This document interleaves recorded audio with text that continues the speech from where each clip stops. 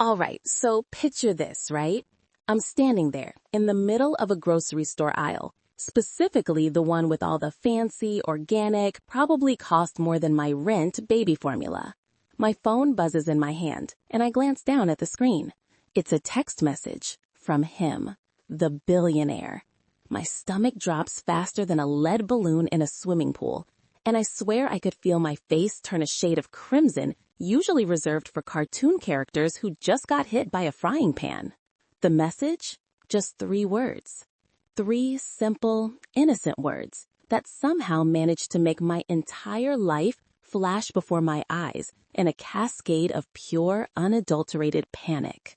He wrote, and I quote, "Is she hungry?" Can you even imagine? I mean, I'm talking about the Mr. Sterling, the guy whose face is plastered on every business magazine cover, the one who probably has a private chef who makes him bespoke artisanal toast every morning. And here he is texting me, a single mom who was just trying to figure out if she could stretch her last $10 to cover both formula and a pack of diapers. The sheer absurdity of the situation hit me like a ton of bricks. One minute, I was just a desperate mom trying to feed her baby. The next, I was somehow entangled in a text conversation with a man who probably owned half the city.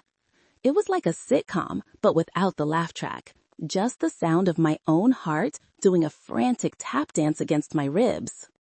Now, before you start wondering how on earth I, Sarah, a 20-something single mom barely making ends meet, ended up in this wild, unbelievably awkward predicament, let me rewind a little. My life up until that point was pretty much a masterclass in controlled chaos. My daughter, Lily, is the absolute light of my life, a tiny bundle of joy with the brightest eyes and the most infectious giggle. But being a single mom, especially when you're starting from scratch, is no joke.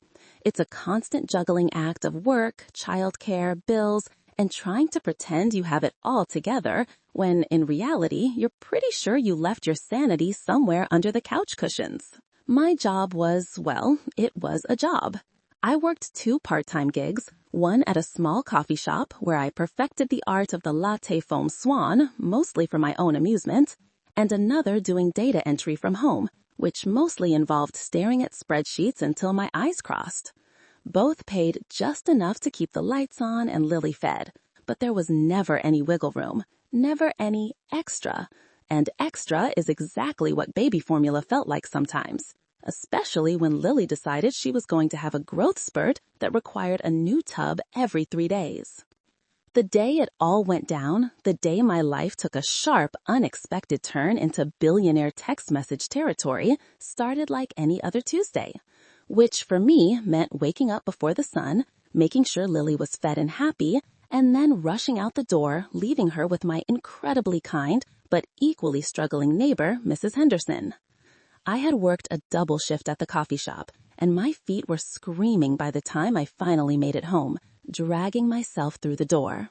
Lily was asleep in her crib, a tiny, peaceful angel, and for a moment, I just stood there, watching her, feeling that familiar mix of overwhelming love and bone-deep exhaustion. I knew we were running low on formula, like really low. I had maybe a scoop or 2 left, enough for 1 more bottle if I was lucky. And payday was still 3 days away. 3 days. That felt like an eternity when you had a hungry baby. My stomach twisted with anxiety. I had tried everything, called every charity, checked every community board, even considered asking my ex, who, let's just say, wasn't exactly a pillar of reliability. I was at my wit's end. Desperation, as they say, makes you do crazy things. And for me, crazy things apparently included sending a text message to a stranger, hoping against hope that they might be able to help. I had found the number on a local online forum, posted by someone who claimed it belonged to a wealthy, philanthropic individual known for helping people in dire situations. Sounded a bit too good to be true, right? Like something out of a cheesy movie. But when you're desperate, you cling to any sliver of hope, no matter how flimsy. So, with my heart pounding a frantic rhythm against my ribs, I composed the message. It was short, to the point, and probably sounded incredibly pathetic. Excuse me, I know this is a long shot, but I'm a single mother and I'm completely out of baby formula. My daughter is hungry and I don't get paid until Friday. Is there any way you could help? I stared at the screen for a long moment, my thumb hovering over the send button. It felt humiliating. It felt like admitting defeat. But then I thought of Lily's sweet face and the rumbling in her tiny stomach, and I pressed send. Who is this? My heart sank. Of course, it was a scam, or a wrong number, or just some random person who was now going to think I was a complete lunatic. I typed back, "I'm so sorry. I must have the wrong number. I was told this was someone who helps people in need." I debated whether to explain further, but then I just deleted the whole thing. What was the point? I was just a desperate fool. I sighed, tossed my phone onto the couch, and went to check on Lily, trying to figure out my next move.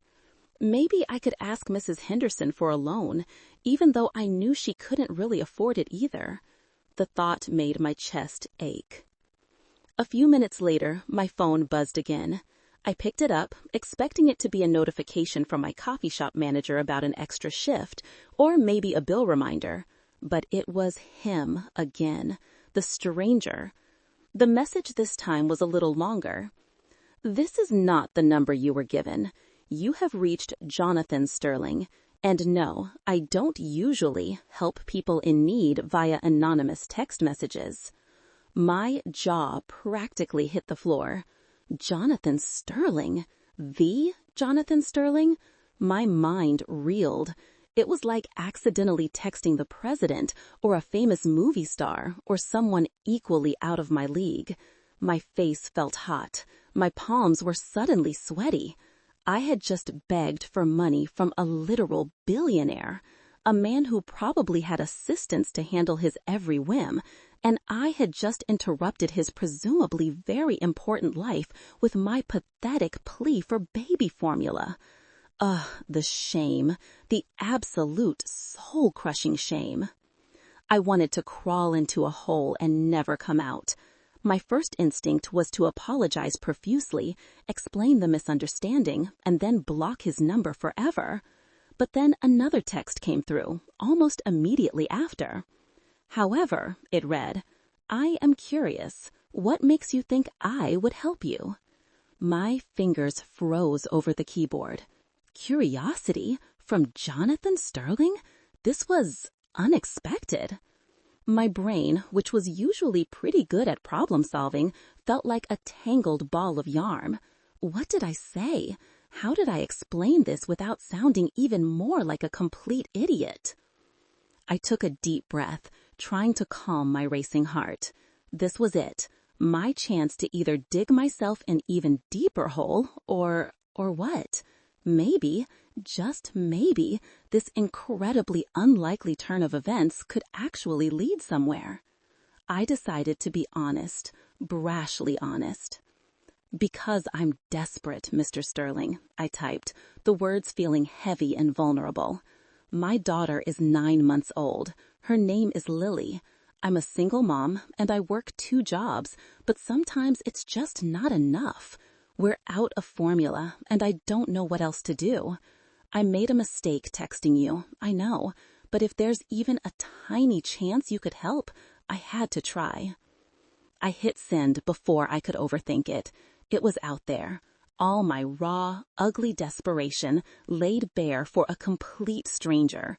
A stranger who happened to be one of the wealthiest men in the country. The silence that followed felt deafening. Minutes stretched into an eternity.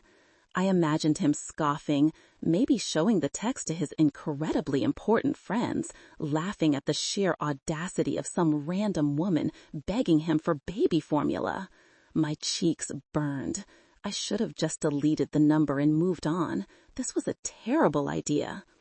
Just as I was about to give up hope, my phone buzzed again. "Send me your address." That was it. No pleasantries, no questions, just a blunt command. My jaw dropped again. Was this a joke? Was he going to send security to my apartment? Or was he actually considering helping? My mind raced. This was either the most terrifying or the most incredible text message I had ever received. I hesitated, my thumb hovering over the keyboard. Giving out my address to a stranger, even a billionaire stranger, felt incredibly risky.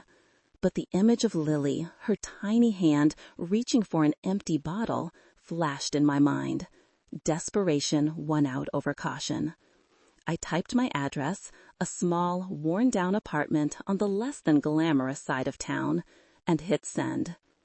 "Thank you," I added, almost as an afterthought. "Thank you so much."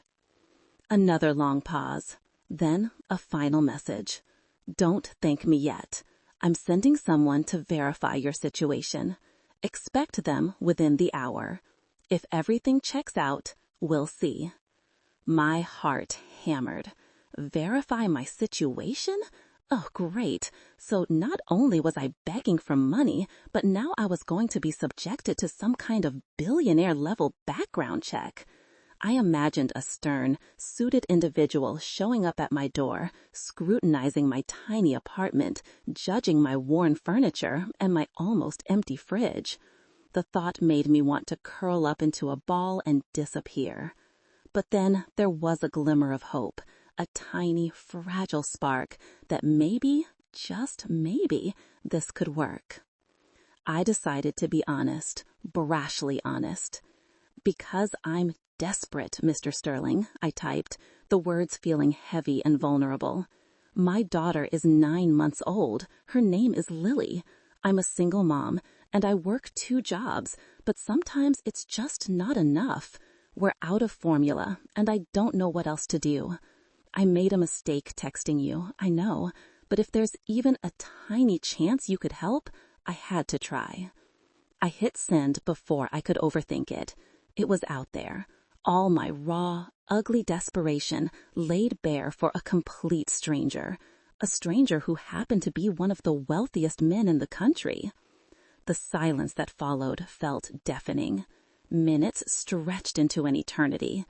I imagined him scoffing, maybe showing the text to his incredibly important friends, laughing at the sheer audacity of some random woman begging him for baby formula. My cheeks burned. I should have just deleted the number and moved on. This was a terrible idea. Just as I was about to give up hope, my phone buzzed again. "Send me your address." That was it. No pleasantries, no questions, just a blunt command. My jaw dropped again.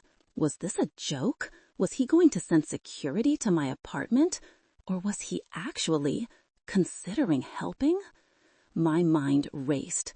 This was either the most terrifying or the most incredible text message I had ever received. I hesitated, my thumb hovering over the keyboard. Giving out my address to a stranger, even a billionaire stranger, felt incredibly risky. But the image of Lily, her tiny hand reaching for an empty bottle, flashed in my mind. Desperation won out over caution. I typed my address, a small, worn-down apartment on the less than glamorous side of town, and hit send. "Thank you," I added, almost as an afterthought. "Thank you so much." Another long pause, then a final message. "Don't thank me yet. I'm sending someone to verify your situation. Expect them within the hour. If everything checks out, we'll see." My heart hammered. Verify my situation? Oh, great. So not only was I begging for money, but now I was going to be subjected to some kind of billionaire-level background check. I imagined a stern, suited individual showing up at my door, scrutinizing my tiny apartment, judging my worn furniture and my almost empty fridge. The thought made me want to curl up into a ball and disappear. But then there was a glimmer of hope, a tiny, fragile spark that maybe, just maybe, this could work. Business suit, holding a tablet. She looked impeccably put together, like she had stepped right out of a magazine. Next to her was a man, equally professional, carrying a large, nondescript box. My stomach clenched. This was really happening. I opened the door, trying to look as composed as possible, which, considering my hair was probably still a mess from work and I was wearing sweatpants with a questionable stain, was a monumental effort. "Miss Hayes?" the woman asked, her voice calm and professional. "I'm Brenda, Mr. Sterling's assistant. This is Mark, our security detail." Security detail? Oh, fantastic. I was being treated like a potential threat or a con artist? My cheeks burned. "Yes," I managed to squeak out, my voice sounding much higher than usual. "Please, come in." I stepped aside, feeling incredibly self-conscious as they entered my small living room. Brenda's eyes swept over the space, not lingering, but taking everything in with a practiced efficiency. I could feel myself shrinking under her gaze. "Mr. Sterling asked us to verify your situation and deliver a package," Brenda explained, her eyes meeting mine. "He also asked us to confirm the age of your child." My face felt hot. This was humiliating. But I nodded, leading them to Lily's room. Lily was still asleep, a peaceful, innocent presence in her crib. Brenda peered in, her expression unreadable. Mark stayed by the door, his posture rigid. "She's 9 months, I whispered, feeling a surge of protectiveness. "She'll be 10 months next week." Brenda nodded, then pulled out her tablet and typed something. "Thank you. We have what we need." Then Mark stepped forward, placing the large box on my small coffee table. It was heavy. "This is from Mr. Sterling," Brenda said. "It contains a supply of formula and some other essentials." My eyes widened. Formula? And other essentials? I looked at the box, then back at Brenda, my mind struggling to process it. "Oh," I said, a little breathlessly. Thank you so much." My voice was thick with emotion. It felt like a weight, a heavy, suffocating weight, had just been lifted from my chest. Brenda gave a small, almost imperceptible nod. "Mr. Sterling will be in touch. He has a few more questions for you." And with that, they turned and left, leaving me standing in my living room, staring at the large box on my coffee table. I walked over to it, my hands trembling slightly as I opened it. Inside, neatly packed, were not 1, but 5 large tubs of the exact formula Lily used. And underneath that, a stack of brand new diapers, a few packs of baby wipes, and even a couple of small, colorful baby toys. My eyes welled up. It was more than I could have ever imagined. It was a lifeline. I spent the next hour just unpacking everything, arranging the formula in my tiny kitchen cabinet, feeling a profound sense of relief washing over me. Lily woke up, and I made her a bottle, watching her drink it with gusto, feeling a warmth spread through me that had nothing to do with the formula itself. It was the warmth of knowing she was fed, that she was safe, that for a little while I didn't have to worry about this particular struggle. Later that evening, my phone buzzed again. It was an unknown number. I hesitated, then answered. "Miss Hayes?" A deep, resonant voice said on the other end. It was him, Jonathan Sterling. My heart immediately started doing that frantic tap dance again. "Yes, Mr. Sterling," I managed, trying to sound calm and collected, even though my hands were shaking. "Thank you for sending your assistant, and for the package." "Don't mention it," he said, his voice devoid of emotion, almost clinical. "Brenda confirmed your situation. It appears you were indeed in a difficult spot. However, I still have questions. I don't typically engage in charitable endeavors via random text messages." My stomach clenched. Here it came, the interrogation. "I understand," I said, trying to keep my voice steady. "I genuinely apologize for the intrusion." "No need to apologize," he replied. "It was novel, I suppose. Tell me, Miss Hayes, why didn't you go to a proper charity or seek assistance through established channels?" His questions were direct, like a lawyer cross-examining a witness. I took a deep breath. "I did, Mr. Sterling," I explained, trying to keep the frustration out of my voice. I applied for every program, called every organization. But when your baby is hungry, you don't have time for waiting lists. I exhausted every other option before I sent that text. There was a long pause on his end. I could almost hear him processing my words, analyzing them. "I see," he finally said. "And your employment? You mentioned 2 jobs." I explained my situation, the coffee shop, the data entry, the meager pay, the lack of benefits. I laid it all out, feeling a strange mix of embarrassment and defiance. I wasn't asking. For a handout? Not really. I was just trying to survive. He murmured. And the father of your child? The question hit a nerve. I bristled slightly. He's not in the picture, Mr. Sterling, and honestly, it's not relevant to Lily's hunger. My voice was sharper than I intended. Another pause. "Point taken," he said, surprisingly. "All right, Miss Hayes, here's the deal. I'm not running a charity, but I am intrigued by your unconventional approach. I'm willing to provide you with a temporary stipend to cover Lily's needs for the next few months and to help you get back on your feet. In return, I expect something from you." My mind reeled. A temporary stipend? For a few months?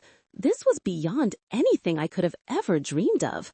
But then, the "in return" part made my stomach clench again. "What do you expect, Mr. Sterling?" I asked, my voice barely a whisper. I braced myself for some kind of bizarre request or something that would compromise my dignity. "I expect you to keep me updated on your progress," he said, his voice still clinical. "I want weekly reports on your job search, your financial situation, Lily's well-being. Consider it an investment. I'm investing in your ability to become self-sufficient. And if I feel you are not making an effort, or if I find any discrepancies in your reports, the arrangement ends immediately. Do you understand?" I understood. It was a strange, almost businesslike proposition, but it was also an incredible opportunity. It was a chance to breathe, a chance to get ahead, a chance to give Lily the stability she deserved. "Yes, Mr. Sterling," I said, my voice filled with a gratitude that felt almost overwhelming. "I understand, and I accept. Thank you, truly." "Good," he said. "Brenda will be in touch with the details. And, Miss Hayes, try not to text random billionaires again. It's not usually a successful strategy." And with that, he hung up. I stood there, phone still pressed to my ear, a small, disbelieving laugh bubbling up from my chest. What in the actual world had just happened? My life, which had been a series of endless struggles, had just been unexpectedly, dramatically altered by a wrong number and a billionaire's odd sense of curiosity. The next few weeks were a whirlwind of adjustments. Brenda, true to her word, sent me an email with all the details. It outlined the weekly stipend, the reporting requirements, and even included a list of resources for job training and career development. It was all very official, very corporate, and very overwhelming. My first weekly report to Mr. Sterling felt like writing a college essay. I meticulously detailed my income, my expenses, Lily's formula consumption, and my attempts at finding a better-paying job. I even included a cute photo of Lily, just because I thought maybe it would humanize the whole thing a little.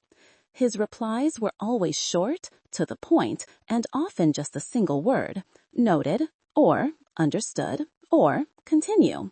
It was hard to tell what he was thinking, what he was feeling. He was a complete enigma. But the money, the steady, reliable stream of money, was real. It meant I could pay my rent on time, buy groceries without agonizing over every single item, and most importantly, ensure Lily always had everything she needed. The relief was immense, a constant hum of peace in the background of my usually chaotic life. One week, I was particularly stressed. Lily had a nasty cold, and I had barely slept. My report was probably a bit more rambling than usual, mentioning my exhaustion and my worry for Lily.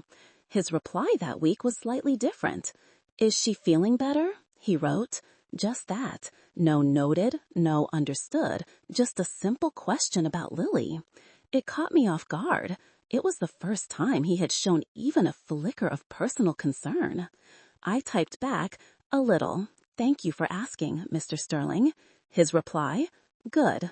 Again, short, but it felt different, like a tiny crack in the impenetrable wall he had built around himself. Then came the incident at the playground. I had taken Lily to the local park, trying to get her some fresh air after her cold. She was toddling around, giggling, when another mom, a woman I vaguely recognized from the neighborhood, approached me. Sarah, right? She asked, a little too brightly. I heard you've had some luck lately. New job? I smiled, trying to be polite. Something like that, I said, not wanting to get into the whole billionaire text message saga. But she wasn't letting it go. Heard you've got some fancy new things for Lily, too. Must be nice. Her tone was tinged with a subtle jealousy, and it made me uncomfortable. Later that day, I got a text from Mr. Sterling. I received a rather interesting email from a concerned citizen regarding your recent expenditures. My blood ran cold. Oh no, someone had been watching. Someone was reporting on me. The thought made my stomach churn. What did they say, Mr. Sterling? I typed back, my fingers Trembling. They implied you were using the stipend for unnecessary luxuries and not for essential needs, he replied, specifically a new stroller and designer baby clothes. My face burned with indignation. A new stroller? I had bought a used one from a thrift store, and it was barely functional. Designer baby clothes? Lily wore hand-me-downs and clothes I bought on sale. That's not true, Mr. Sterling, I typed frantically. I bought a used stroller, and Lily's clothes are all second-hand or on sale. I haven't spent a single penny on anything that isn't essential for her or our basic needs. I felt a wave of anger wash over me. How dare someone accuse me of something like that? How dare they jeopardize the only stable thing I had going for us? His reply was swift. Send me photos of the items in question.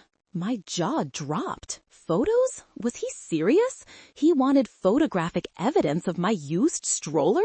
This was beyond absurd. But I wasn't going to risk losing this lifeline. So, with a deep sigh, I took photos.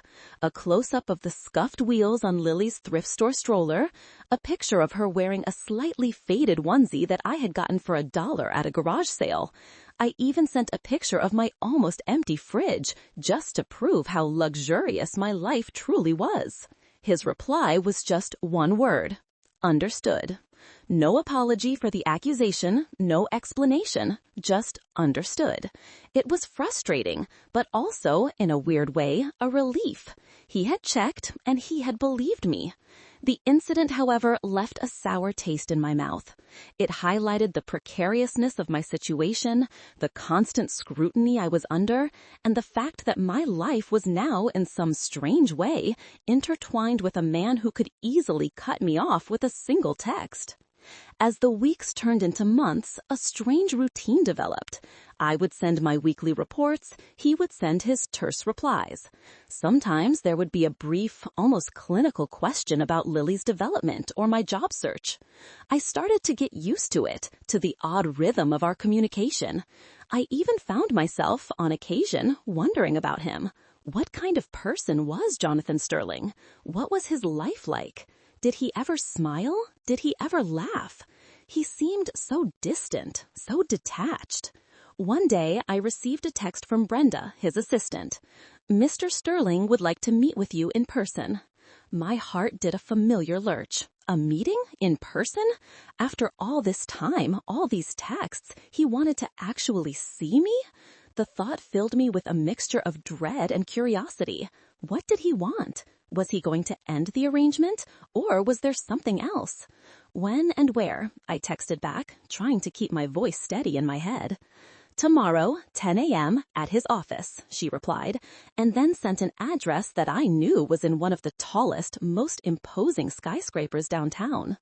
The next morning, I dressed in the nicest, most professional outfit I owned, a black skirt that was probably a little too tight, and a white blouse that I had ironed within an inch of its life. I left Lily with Mrs. Henderson, feeling a wave of nerves wash over me as I made my way downtown. The building was even more intimidating in person, gleaming glass and steel, towering over everything else. I felt incredibly small and out of place as I stepped into the opulent lobby. Everything smelled expensive, like polished wood and fancy air freshener. A receptionist directed me to the executive floor, and soon I was sitting in a plush waiting area, trying to calm my racing heart. Brenda appeared, looking as perfectly put together as ever. "Mr. Sterling will see you now, Miss Hayes," she said, her voice calm and professional. She led me down a long, silent hallway to a large, imposing office door. She knocked once, then opened it. "Mr. Hayes is here, Mr. Sterling." I stepped inside, and my breath caught in my throat. The office was enormous, with floor-to-ceiling windows that offered a breathtaking panoramic view of the city. And standing by one of those windows, his back to me, was Jonathan Sterling. He was taller than I expected, with broad shoulders and a lean frame. He turned slowly, and I finally saw him for the first time. He wasn't what I had imagined. His face was strong, with sharp features, and his eyes, a piercing blue, held an intensity that was almost unnerving. He looked tired. Not angry, not cold, just profoundly tired. "Miss Hayes," he said, his voice the same deep, resonant tone I had heard on the phone. "Please have a seat." He gestured to one of the plush leather chairs in front of his massive desk. I sat, feeling like a tiny mouse in a giant's lair. He walked over to his desk and sat down, his gaze unwavering. "Thank you for coming," he began. "I wanted to discuss your progress in person." We talked for what felt like an eternity. He asked about my job search, my plans for the future, Lily's health, everything we had covered in the reports, but this time, in person. His questions were still direct, but there was a subtle shift in his demeanor. A hint of something less clinical, more engaged. I found myself talking more openly than I had expected, detailing my struggles, my hopes, my fears for Lily. I even found myself making a small, self-deprecating joke about my terrible luck with job interviews, and to my surprise, a faint smile touched his lips. A genuine smile. It was fleeting, but it was there. Then he leaned forward, his expression serious. "Miss Hayes, I've been reviewing your reports. Your dedication to your daughter is evident. Your efforts to improve your situation are commendable. However, I've noticed a pattern." My stomach clenched.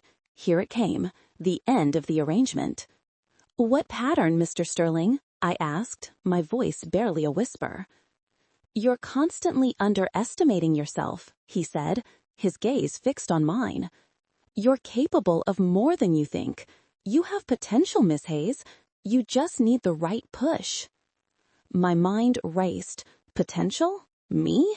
I had always seen myself as just trying to survive, trying to keep my head above water.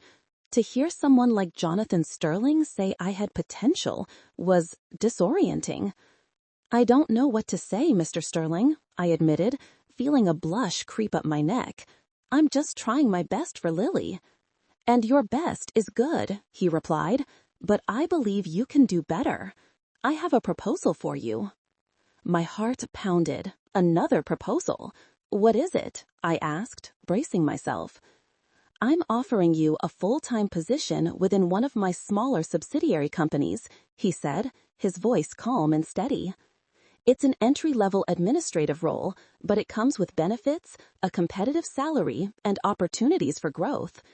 It would mean regular hours, having childcare support, and a chance to build a real career. And," he added, a hint of something unreadable in his eyes, "it would mean no more weekly reports to me. You'd be an employee like any other." My jaw dropped. A job? A real job? With benefits and childcare? It was everything I had been dreaming of, everything I had been working towards, but it felt so sudden, so unbelievable. "Are you serious, Mr. Sterling?" I asked, my voice trembling with a mixture of disbelief and hope. "Why me?" "Because I've seen your resilience, Miss Hayes," he said, "and your integrity. And frankly, because I believe in giving opportunities where they are earned, not just given. You've earned this, if you want it." I stared at him, my mind reeling. This wasn't charity. This was an offer, a real offer, based on my own efforts. It was a chance to finally break free from the constant cycle of worry and struggle. "Yes," I said, my voice thick with emotion. "Yes, Mr. Sterling, I want it. Thank you so much." My eyes welled up, and I quickly blinked back the tears, not wanting to cry in front of the billionaire. He just nodded, a small, almost imperceptible gesture. "Brenda will handle the paperwork. Start date is in 2 weeks. Welcome to the team, Miss Hayes." And that was it. Just like that, my life took another dramatic, unexpected turn. The next 2 weeks were a blur of excitement and nerves. I told Mrs. Henderson the good news, and she cried tears of joy with me. I started researching childcare options, feeling a sense of control I hadn't felt in years. And then the day came, my first day at my new job. I walked into the office, feeling a mix of trepidation and exhilaration. It was a smaller, more casual office than Mr. Sterling's, but still professional. I was introduced to my new team, and everyone was incredibly welcoming. My job was challenging, but I loved it. I learned quickly, absorbing everything like a sponge. I finally had a steady income, health insurance for Lily and me, and a real sense of purpose. The stipend from Mr. Sterling had stopped, but I didn't need it anymore. I was standing on my own 2 feet, stronger and more confident than ever. I still sent him occasional updates, not because I had to, but because I wanted to. They were less formal now, more like friendly emails, sometimes with a picture of Lily doing something adorable. His replies were still short, but sometimes, just sometimes, they would include a small, almost imperceptible emoji, like a thumbs up or a tiny smiley face. It was his version of warmth, I guess. Then came the day of the company's annual charity gala. It was a huge black-tie event, one of the biggest social gatherings of the year for Mr. Sterling's various enterprises. I was invited, not as an employee of the main corporation, but as a representative of the subsidiary company I worked for. My stomach did flip-flops just thinking about it. Me? At a fancy gala? I barely owned anything that wasn't from a discount store. But my boss, a kind woman named Maria, insisted. "It's important for networking, Sarah," she said, "and Mr. Sterling will be there. It's a chance to show your appreciation." So I found myself scrambling to find an appropriate dress. I ended up borrowing one from Mariah, a beautiful, elegant, navy blue gown that made me feel like a completely different person. I even splurged on a professional haircut and a little bit of makeup. When I looked in the mirror, I barely recognized myself. I looked sophisticated. It was a strange feeling. The gala was overwhelming. A grand ballroom, sparkling chandeliers, hundreds of elegantly dressed people sipping champagne. I felt completely out of my element, clutching my small clutch bag like a life raft. I tried to blend in, to make small talk, but I felt like an imposter. Then I saw him, Jonathan Sterling. He was standing in a small group, looking incredibly distinguished in a tuxedo, surrounded by people who all seemed to hang on his every word. He looked even more imposing in person, a true titan of industry. My heart hammered against my ribs. I tried to avoid him, to just enjoy the free appetizers and pretend I belonged. But then, as fate would happen, he spotted me. His eyes, those piercing blue eyes, met mine across the crowded room. For a moment, time seemed to slow down. He gave a slight, almost imperceptible nod, a gesture of acknowledgement. And then he excused himself from his group and started walking towards me. My breath hitched. Oh no, this was it, the moment where I would inevitably say something incredibly awkward or trip over my own feet. He approached me, a faint, almost unreadable smile on his face. "Miss Hayes," he said, his voice calm amidst the din of the party. "It's good to see you. You look well." I felt my cheeks flush. "Thank you, Mr. Sterling," I managed. "You too." Which, considering he looked like he had stepped off a GQ cover, was an understatement. "How are you enjoying your new role?" he asked, his gaze direct. "It's wonderful, Mr. Sterling," I said, genuinely. "I'm learning so much, and I'm really enjoying the work. Thank you again for the opportunity." He nodded. "I've heard good things from Mariah. You're a quick study." A compliment from Jonathan Sterling. My heart swelled a little. We talked for a few more minutes about my work, about Lily, about the company's latest projects. It was a normal conversation, as normal as a conversation with a billionaire could be. I felt myself relax a little, the initial panic subsiding. He wasn't judging me, he was just talking. Then a tall, impeccably dressed woman with a sharp bob haircut approached us, a bright, artificial smile on her face. "Jonathan, darling," she purred, linking her arm through his. She completely ignored me, as if I wasn't even there. "Who is this?" she asked, her eyes sweeping over me with a dismissive glance. My face felt hot again. This was the exact kind of interaction I had dreaded. Mr. Sterling gently removed her arm from his. "Eleanor, this is Sarah Hayes, a valued member of our team." His voice was firm, and his gaze, when it met mine, held a subtle message of reassurance. Eleanor's smile faltered slightly. "Oh," she said, her voice dripping with skepticism. "A new assistant." My blood boiled a little. She was clearly implying I was just some low-level help, not a professional. Before I could say anything, Mr. Sterling spoke.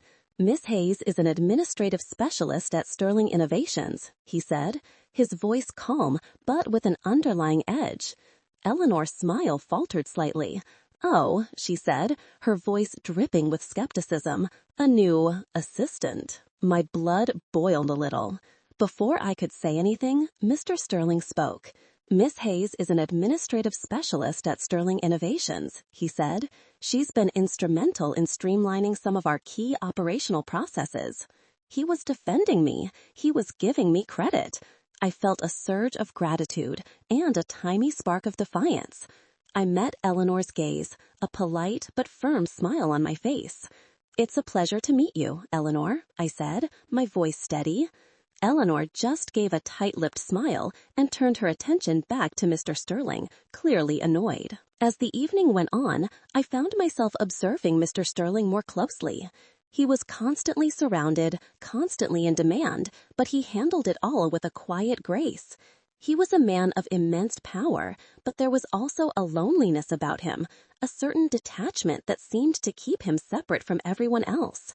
I wondered, not for the first time, about his own story, about what had made him the way he was. A few months later, I was having a particularly rough day.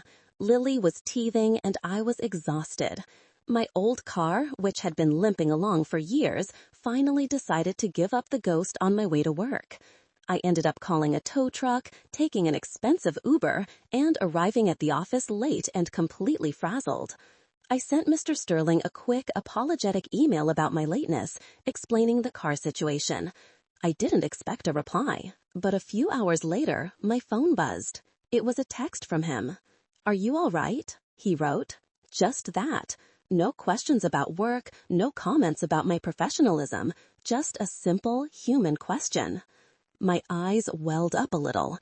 It was such a small gesture, but it meant so much. "Yes, Mr. Sterling," I texted back. "Just a bit stressed, but I'll figure it out." His reply, "Send me the details of your car and the tow company." My jaw dropped. Was he going to help with my car? This was beyond anything I could have imagined. I hesitated, then sent him the information. Later that afternoon, Brenda called me. "Miss Hayes," she said, her voice calm as ever. Mr. Sterling has arranged for a new car to be delivered to your apartment this evening. It's a reliable, pre-owned sedan, and he's taken care of the tow truck and repair costs for your old vehicle. Consider it a company benefit for a valued employee." My mind reeled. A new car? Just like that? I was speechless. "Thank you," I finally managed to stammer out. "Please tell Mr. Sterling thank you. I don't know what to say." "He said you deserve a reliable vehicle," Brenda replied, "and that he expects you to be on time for work from now on." There was a hint of a smile in her voice. That evening, a sleek silver sedan pulled up outside my apartment building. It wasn't brand new, but it was in excellent condition, clean and reliable. I sat in the driver's seat, gripping the steering wheel, a wave of emotion washing over me. It wasn't just a car. It was another sign of his quiet, unexpected generosity. It was a symbol of how much my life had changed, all because of a single wrong text message. As the months turned into a year, my relationship with Mr. Sterling evolved into something truly unique. We still communicated mostly through text and email, but his messages became a little less formal, a little more human. He would occasionally ask about Lily by name or comment on a detail I had mentioned in an email. I even started to feel comfortable enough to send him a funny anecdote about Lily's latest antics or a small complaint about a particularly frustrating day at work. And sometimes he would surprise me with a brief, almost humorous reply, a rare glimpse into the man behind the billionaire facade. One day, I received a text from him that made my heart skip a beat. "I'm hosting a small gathering at my home next month. I'd like you and Lily to join me." My jaw dropped. His home? A small gathering? This was a completely different level of interaction.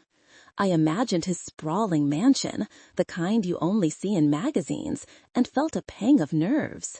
But there was also a flicker of curiosity.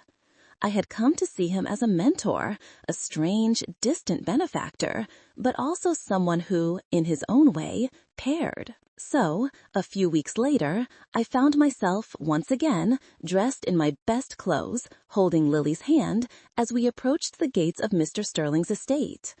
It was even more magnificent than I had imagined, a sprawling property nestled amidst lush gardens.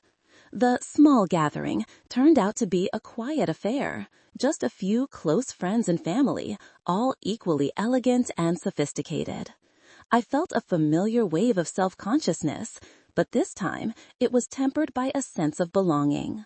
Mr. Sterling greeted us at the door, a genuine, warm smile on his face. He even knelt down to say hello to Lily, who, to my surprise, immediately took to him, reaching out a tiny hand to touch his cheek. He chuckled, a soft, rare sound, and for a moment he didn't look like the formidable billionaire. He just looked like a man enjoying a child's innocent touch. We spent the evening talking, laughing, and watching Lily explore the grand living room, completely unfazed by the opulent surroundings. I learned more about Mr. Sterling that night than in all our months of communication. He told me stories about his own childhood, about his struggles and triumphs, about the loneliness that often came with immense success. He even shared a few self-deprecating jokes about his own social awkwardness. It was a side of him I had never seen, a vulnerable human side. As the evening wound down, he walked us to the door. "Thank you for coming, Sarah," he said, his voice soft. "It meant a lot to me that you and Lily were here." My heart swelled with warmth. "Thank you for inviting us, Mr. Sterling," I replied. "It was truly a wonderful evening." He nodded, then reached out and gently touched Lily's head. "She's a remarkable little girl, Sarah. You've done well." And for the first time, I felt like he truly saw me, not just as an employee or a project, but as a person, a mother who had overcome so much. Life continued to unfold, sometimes with unexpected twists, sometimes with quiet, steady progress. I thrived in my job, eventually getting promoted to a supervisory role. Lily grew into a bright, curious little girl, full of energy and laughter. The initial awkwardness of my accidental text to Mr. Sterling had long faded, replaced by a deep, unconventional friendship built on respect, trust, and a shared understanding of life's unpredictable journey. I often think back to that day, the day I sent that desperate text message, the day my life changed forever. It was a moment of sheer vulnerability, a moment where I laid bare my struggles to a complete stranger, a stranger who happened to be a billionaire. And what started as a desperate plea for baby formula, a moment of profound embarrassment, evolved into a journey of courage, trust, and ultimately redemption. It taught me that sometimes the most unexpected connections can lead to the most profound transformations. It taught me that even in the darkest of times, there can be a glimmer of hope, a surprising act of kindness that can change everything. It taught me that it's okay to ask for help, even if it feels humiliating, because you never know who might answer or how their answer might change your entire world. And it taught me that even the most formidable people can have a hidden well of compassion, a quiet humanity that only reveals itself in the most unexpected ways. So, if you're out there listening to my crazy story, maybe you've had your own unexpected moments, your own wrong numbers that led to something completely wild. Maybe you've had a moment where you put yourself out there, feeling completely vulnerable, and it paid off in a way you never saw coming. I'd love to hear about it. Share your own stories in the comments below, because sometimes it's those little accidental moments that end up making the biggest difference in our lives.